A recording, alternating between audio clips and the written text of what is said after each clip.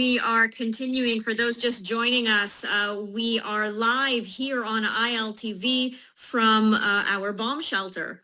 We were hoping to do a special live broadcast from our studios, but the Iranians have been launching continuous missile volleys throughout the day. And so we're in the bomb shelter at the moment, waiting to get the all clear from Homefront Command to get back into our studios.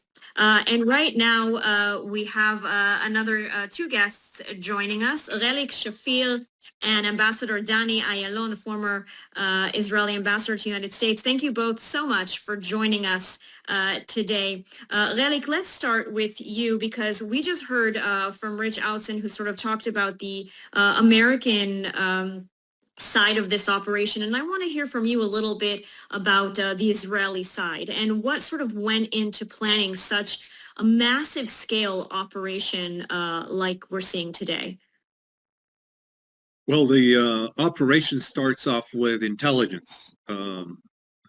Since the surprise wasn't as complete as the previous time, it was a tactical surprise that indicated, or at least had a lot to do with the timing of trying to hit commanders and operational centers, communication centers, etc., in a surprise attack. So that dictated when to start off. The other part is how it went about. So obviously, the first salvo of missiles aimed at Iran had to be somewhat of a stealth mode. Stealth in the sense that the Iranians would not be able to detect the incoming missiles, either because they were blinded in some way, or they were shot in such a manner that they were not able to discern that missiles are coming in. So that is one part that created a tactical surprise. The next thing is be able to suppress as many missiles, ground-to-ground missiles, shot off the western part of Iran. And that takes place in a manner where the F-35s are at the front line, much like the previous time that we remember in June last year, and they can detect from hundreds of kilometers away where the launchers are. The bottleneck of the missiles shot are the actual big trucks that reload every time they shoot a missile.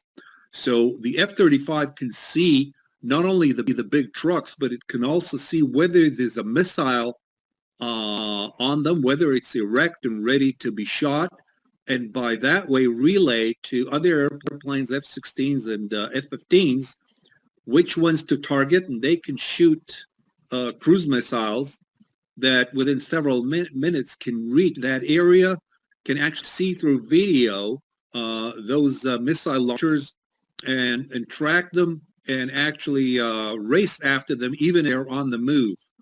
Now, once that takes place, we know from satellites where the missile launchers are being hid and hit the areas where they're being hit, whether it's in sheltered places where you can hit the entrance and actually render it incapable of those launchers coming out, or out somewhere where you can just hit them even if they are hidden under some camouflage. And that actually explains that while they're on the run, they can't just get there, erect the missiles, align them.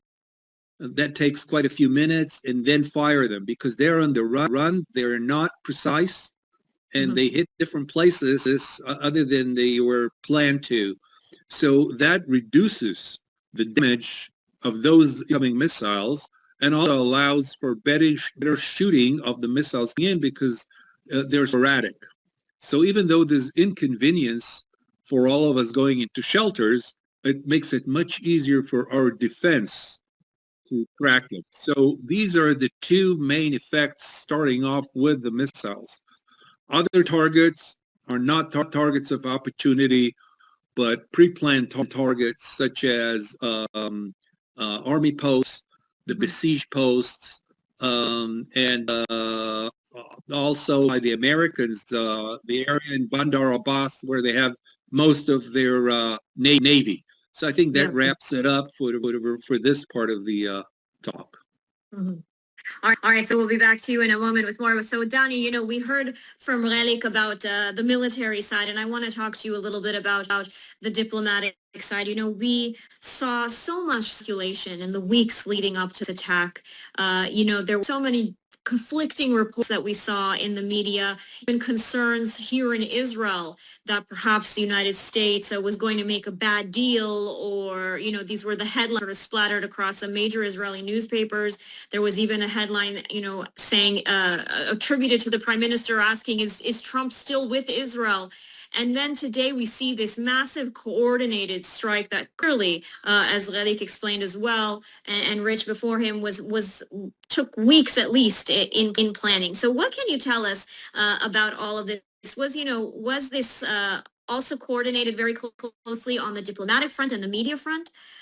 Yes, absolutely. And a testament to that was the two messages from the leaders, Netanyahu here and Trump.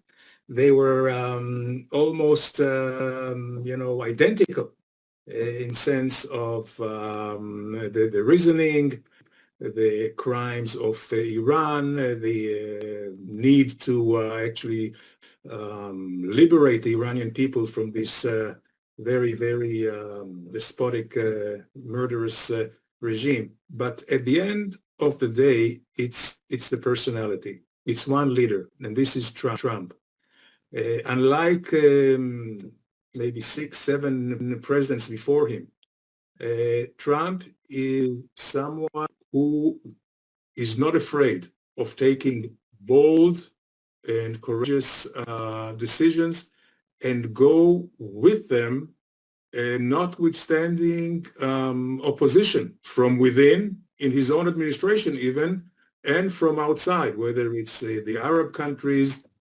He decided he had to do it, and he gave the Iranians ample opportunities actually to come back to the negotiation table with a decisive result. And I think what Trump is doing is actually erasing all the mistakes of former presidents since Carter in 1979, who in a way allowed this Ayatollah's revolution. It was interesting to see how Trump invoked all the crimes of these Ayatollahs, starting with the taking hostage of the American hostages in Iran's in the American embassy in Iran, all the way through killing the Marines in Beirut and many other things.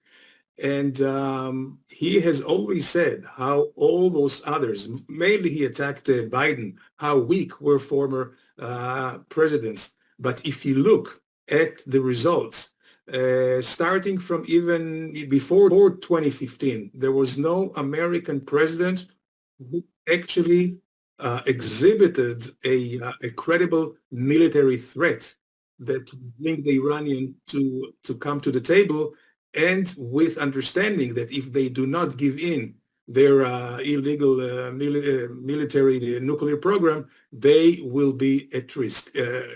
JCPOA, the Iranian deal of 2015 under Obama, this was a very strange negotiation, and the results were pretty much in favor of Iran. You had Iran on the one side, which was a country even then on the verge of economic collapse. On the other hand, you had the P5+1, all the 6 most, the strongest and important countries in the world. And here you would think that when you have such a lopsided, unbalanced negotiations, the Iranian will capitulate. No, it was an agreement which not only saved Iranians' face, but also it kept all their interests. And here now we see for the first time, and I think the Iranians made the mistake, thinking that it's same old, that Trump will not dare to go all the way. But in a way, they helped him doing that by not budging in on the negotiations and by killing all those Iranian people.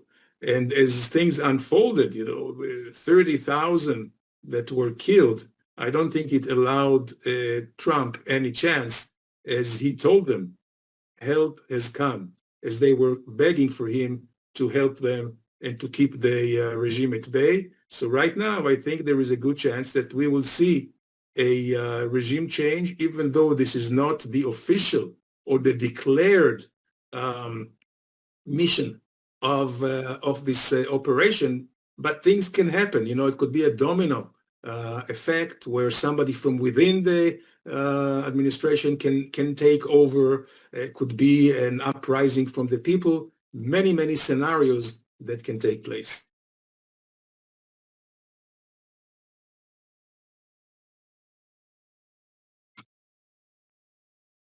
Walk with me as I make my way out of here. And Relik, in the meantime, I want to turn back to you and ask sort of about the timeline of this operation.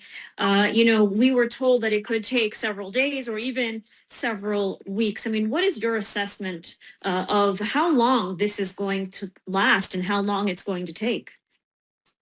This is a difficult question to answer because we're talking now about an operation which is in a shock and awe type operation, quite similar in philosophy to the 1991 event against the Iraqis. And I think, and excuse me for going back 1,300 years, the major change in Iran was how to perceive the Battle of Karbala. This is where the Shias separated from the Sunnis, and now they see this as a heroic battle. So the Iranians would rather be hit by a barrage of bombs than give in. But that barrage of bombs will allow them internally to say they were leveraged in such a manner that they have to accept this humiliation the way Khomeini did in the war in 1988 against the Iraqis. So I would say that the idea that they would cave in after the bombs, I don't think it's a high probability, but rather they would take some more hits so that they could say that they were I would say not only humiliated, but outsmarted in such a manner that they have to give in to the demands and then go into the negotiations and give in whatever capacity they have, rather than change of, I would say, government or something like this.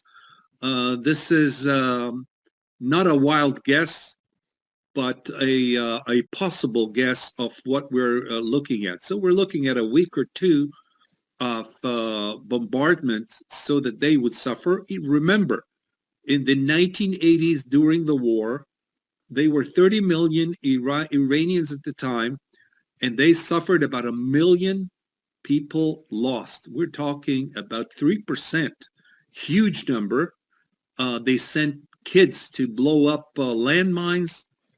And it really, they were humiliated and actually decapitated in a manner that they had no choice. And I think they look at that war as something that they can withstand within the next few weeks.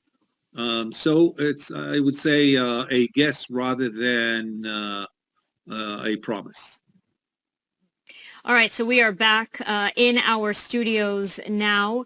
I'm just getting situated. Relik, thank you for that analysis. And Danny, I want to turn back to you now and talk also about the other regional actors involved in this, specifically Qatar. We're seeing right now that this is just a U.S. and Israel operation. We know that Qatar, for example, did not allow use of its airbase in the United States, and yet all of these Arab countries have been targeted by the Iranians. I mean, what do you make of this, and what do you make of their involvement in this operation? Well, I would thank Iran for that. I think the Ayatollahs have made every possible mistake from the start with Trump. And what we see here with their attack on the Sunni countries, they are really turning it. Relik talked about the Karbala, where the Sunni split, or the Shia split from the Sunni. What we see here now, that the Iranians are bringing back the Shia-Sunni conflict. And the fact that they attacked Saudi Arabia and the Emirates and even Qatar will bring them together to the American fold. Before the war started, all those countries besieged the United States not to start a war, and they even announced that they will not allow any force or any attack to be launched from their territory. Now, after the attack on Saudi Arabia, the Saudis just went 180 degrees. And now they said that they will allow attacks on Iran from their territory. So what we see here, that Iran is pushing itself to a corner further and further to the effect that they not only are outnumbered, but even what they thought would be their allies or those who can save them, like Qatar, they have already were biting the let's say the hand that fed them, or that somewhat supported them. So I think the Iranians are in a very, very bad shape, not just militarily, but mostly from a political, geopolitical, strategic point of view, and that really brings the demise of this regime probable, something that we did not think would be even possible a few months ago. Now, I'm not saying that this will happen, but it certainly is in the cards. All right. Brigadier General Relik Shafir, former Air Force Base commander, and Ambassador Dani Ayalon, the former Israeli ambassador to the United States. Thank you so much both for joining us this evening on this special live broadcast.